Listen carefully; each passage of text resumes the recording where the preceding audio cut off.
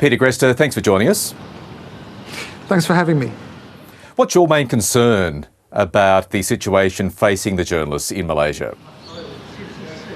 Look, Michael, I'm really concerned that the government in Malaysia seem to be using this case as a way of intimidating journalism more broadly. This is the latest in a whole series of examples where journalists who've been critical of the government have found themselves the subject of fairly spurious legal cases. Now, we don't know exactly the detail of the charges that these guys are facing, but what we do know is that they're being investigated for sedition amongst the charges, and that I think is a really troubling way, a demonstration of the way in which the government is turning this into a security crisis. That they're interpreting uncomfortable journalism as an attack on the state, and I think that is deeply troubling. This new government has been in power since March, and there does appear to be a heightened crackdown on media freedom in Malaysia. What, in your view, is driving that? Look, it's hard to know, Michael. I know that there's been a rising sense of Malay nationalism. The government seems to be certainly very intolerant of criticism and dissent.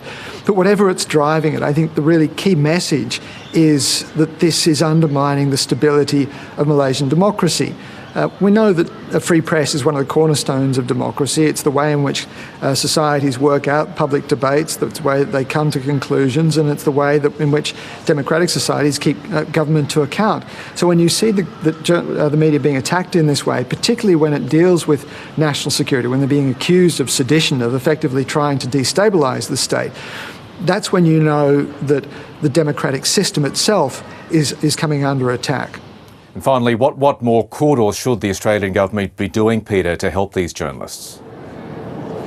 Look, Michael, I think this is a real problem for Australia. My organisation, the Alliance for Journalist Freedom, has been calling on the government and pointing out that we need to be advocating for democratic principles. We need to be protecting press freedom across our region because it does affect us.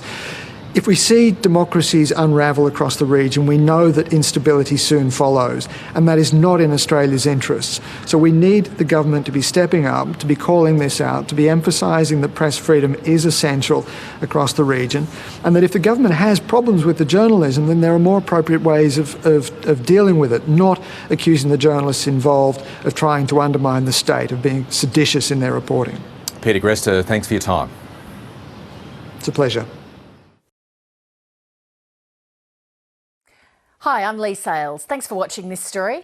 If you'd like to watch more of 7:30's stories, they are on the left of your screen. And tap on the button below to subscribe and get the latest from ABC News.